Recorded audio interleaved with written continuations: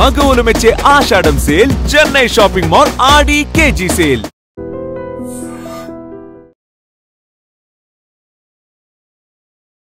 నమస్కారం, welcome to I dream. ధర్మ మార్గం విత్ విజిత కార్యక్రమానికి స్వాగతం.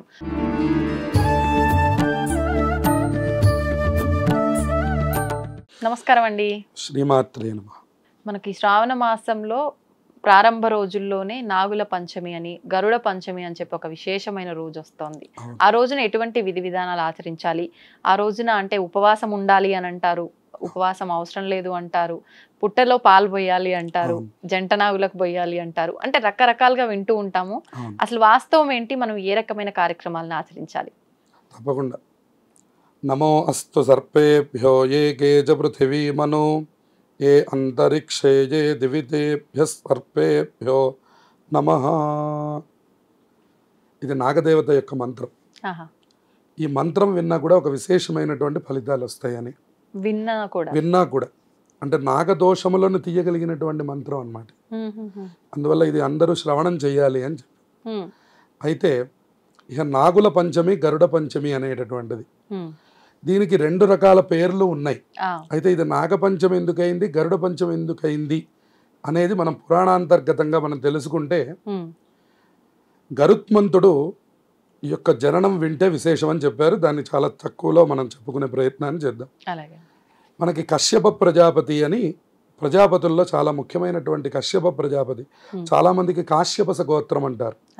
ఆ కాశ్యపస గోత్రీకులందరూ కశ్యపుడి యొక్క సంతానం అని చెప్తారు. గరుత్మంతుడి యొక్క జననాన్ని మనం తెలుసుకోవాలి. వినత, కద్రువ అనేటటువంటి ఇద్దరు స్త్రీలు కశ్యప ప్రజాపతి వివాహం చేసుకున్నారు. ఈ కద్రువ అనేటటువంటి ఆవిడకి గర్భవతి అయి ఉన్నది. అట్లాగే వినత అనేటటువంటి ఆవిడ కూడా గర్భవతి అయి ఉన్నది. వీళ్ళిద్దరికి కూడా కొంతకాలానికి సంతానం కలిగింది. సంతానం కలిగితే ఈ కద్రువకి కలిగినటువంటి సంతానం అంతా కూడా సర్పజాతి కింద మారింది. ఈ వినత అనేటటువంటి ఆవిడకి కలిగినటువంటి సంతానం గరుత్మంతుడు అనూరుడు అని. అనూరుడు అంటే ఊరువులు లేనటువంటి వాడు అని అర్థం. అంటే తొడ దగ్గర నుంచి భాగములు లేవు, పుట్టే సమయానికి లేవు. అంటే హాఫ్ వరకే ఉన్నాడు, పుట్టాడు ఆయన. ఎందుకనండి? దానికి ఆయన అనూరుడు అనేటటువంటి పేరు పెట్టారు. ఎందువలన అంటే ఈ కద్రువ అనేటటువంటి ఆవిడ ఒక గర్భ ప్రయోగాన్ని ఆ వినత అనేటువంటి ఆవిడ మీదకి చేసి చేయడం వల్ల పిండము ఎదగడం సగంలోనే ఆగిపోయింది. దానివల్ల ఆయన అనూరుడుగా పుట్టాడు. కాలి భాగం ఉండదు, నడుము కంటే కింది భాగం లేనటువంటి వాడిని అనూరుడు అని పిలుస్తారు. ఆయనే సూర్యనారాయణమూర్తికి ఒక రథసారథిగా ఉంటారు ఇప్పటికి కూడా. ఆయనకి ఒక పదవి ఇచ్చారు. ఏమిటది అంటే సూర్యనారాయణుడికి రథసారథి ఎవరు అంటే అనూరుడు అన్నమాట ఆయన పేరు. అలాగే గరుత్మంతుడు విష్ణుమూర్తికి వాహనంగా ఉన్నారు. అలాగే ఇప్పుడు ఇక్కడ మనకి వీళ్ళిద్దరూ కూడా ఒకసారి ఆ సముద్ర తీరానికి విహారానికి వెళ్ళినప్పుడు సముద్ర తీరంలో ఉన్నటువంటి యొక్క అశ్వాన్ని వీళ్ళిద్దరూ చూస్తూ, అది మొత్తం తెల్లగానే ఉంది కానీ తోక ఎందుకు నల్లగా ఉంది అందుట కద్రువ. నల్లగా ఎక్కడుంది, అది చక్కగా తెల్లగానే నాకు కనపడుతోంది కదా అంటోంది వినత.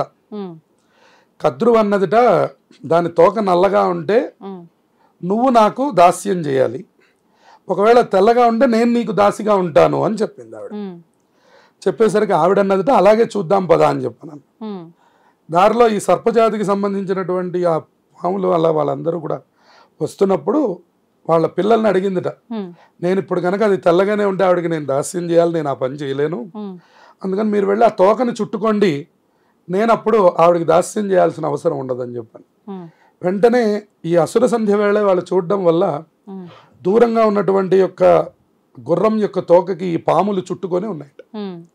ఉండేసరికి అది నల్లగానే కనపడేసరికి ఇప్పుడు ఈ వినత అనేటువంటి ఆవిడ, వినతకి పుట్టినటువంటి సంతానం అయినటువంటి గరుత్మంతుడు కూడా ఆవిడకి దాస్యం చేయాల్సి వచ్చింది. ఆవిడ ఏం చెప్తే అది చెయ్యాలి. ఇటువంటి పరిస్థితుల్లో గరుత్మంతుడు చాలా బాధపడేవాట. తల్లి దాస్యంగా ఉన్నదంటే ఏ కొడుకైనా బాధగా ఉంటుంది. అప్పుడు వెంటనే నీ దాస్యం నుంచి విముక్తి కలగాలంటే ఏం చేయాలంటే, ఇంద్రుడి దగ్గర ఉన్నటువంటి అమృతాన్ని కనుక తెచ్చి నాకు ఇస్తే ఈ దాస్యం విముక్తురాల్ని చేస్తానని చెప్పి వెంటనే ఆయన బయలుదేరి స్వర్గానికి వెళ్ళాడు. గరుత్మంతుడు ఎగరగలిగినటువంటి వాడు కనుక ఆయన బయలుదేరి వెళ్ళిపోయినాడు. వేదం చాలా గొప్పగా చెప్తుంది, సుపర్ణోసి గరుత్మాన్ దివంగచ్చ సువఃపత అంటారు. ఈ సుపర్ణుడైనటువంటి గరుత్మంతుడు పరమవేగంగా బయలుదేరి ఇంద్రలోకానికి వెళ్ళి అక్కడ ఉన్నటువంటి అమృత భాండాన్ని తీసుకొచ్చి అక్కడ సముద్ర తీరంలో ఉన్నటువంటి దర్భల మీద పెడతాడు. ఎందుకంటే కింద పెట్టకూడదు అమృత భాండాన్ని, అందువల్ల దర్భలు వేసి దర్భల మీద పెడతాడు. అది ఆ భాండం పరమవేగంతో 2 కాళ్ళతో తెచ్చి పెడుతున్నప్పుడు 2 చుక్కలు దర్భల మీద ఒలుకుతుంది. అందుకని దర్భలు అంత పవిత్రం. దర్భలు లేకుండా కార్యక్రమాలు చేయరు. అట్లాగే ఈ దర్భల మీద పడినటువంటి అమృతాన్ని కద్రువ సంతానమైనటువంటి సర్పజాతి అంతా వెళ్ళి నాలికతో నాకుతాయిట.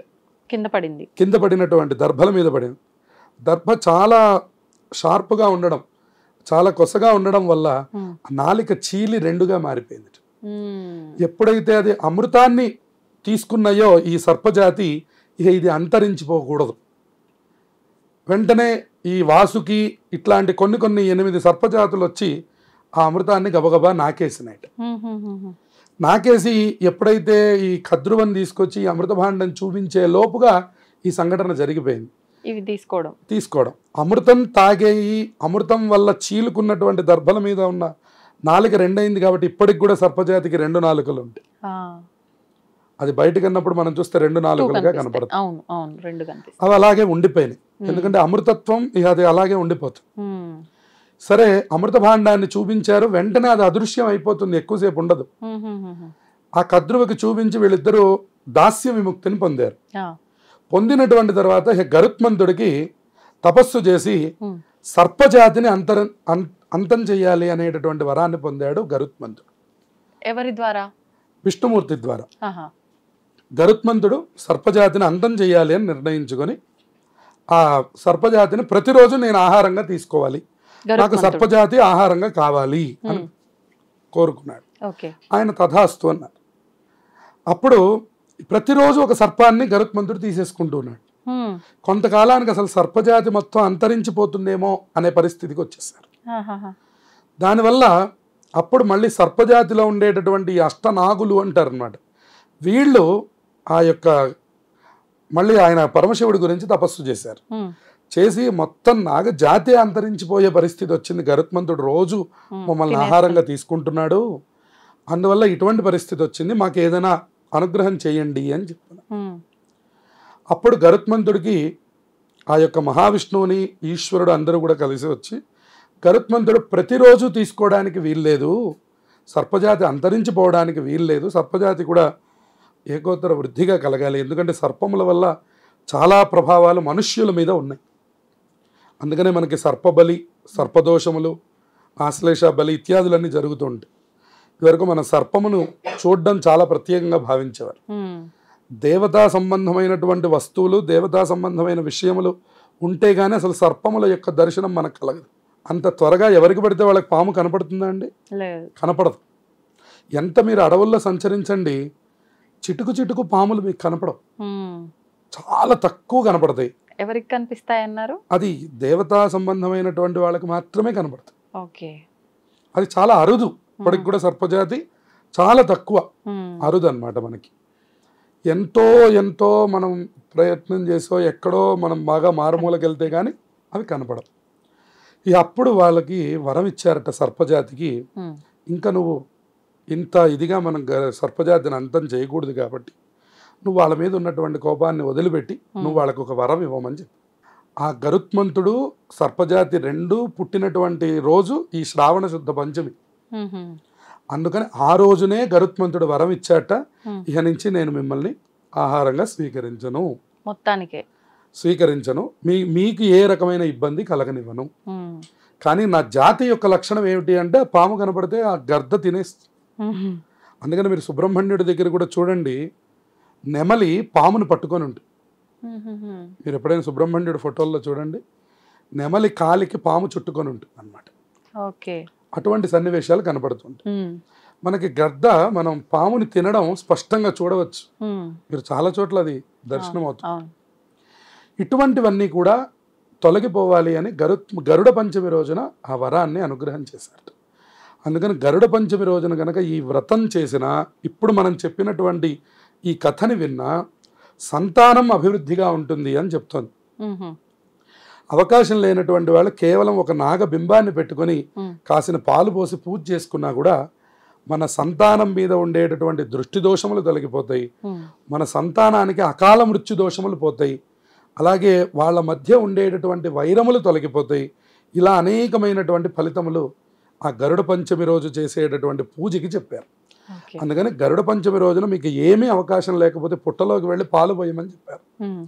అట్లాగే గరుత్మంతుడి యొక్క కథ వినమని చెప్పారు. కలశం పెట్టి గరుత్మంతుడిని పూజించుకునే సంప్రదాయం కూడా ఉన్నది.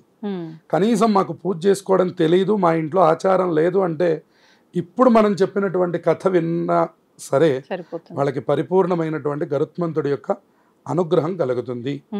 అట్లాగే సర్పజాతిని అంతరించిపోకుండా మన యొక్క తదుపరి తరాలని కూడా కొనసాగించడానికి, అంటే వంశాభివృద్ధి కలగడానికి, సంతాన ఉత్పత్తిలో ఎటువంటి లోపములు రాకుండా ఇవాళ ఎన్ని రకాలు చూస్తున్నాం మనం. అటువంటి దోషములన్నీ పోయి మన యొక్క వంశం ఎప్పుడు అభివృద్ధిగా ఉండాలంటే ఈ నాగుల పంచమిని మనం సద్వినియోగం చేసుకోవాలి. కనీసం మన ఇంట్లో ఉండేటటువంటి ఒక వెండి కప్పులో ఒక నాగబింబాన్ని చక్కగా తెచ్చుకొని అందులో పెట్టుకొని అది మునిగేంత రీతిలో పాలు పోస్తే, చూడండి చాలా మందికి పుట్టలు లభ్యం కావడం కూడా కష్టం. ఇవాళ మనకి పచ్చదనం అంతరించిపోతుంది, ప్రకృతి కూడా అంతరించిపోతున్నటువంటి తరుణంలో ఒక పుట్ట దొరకాలంటే దొరకడం చాలా కష్టం.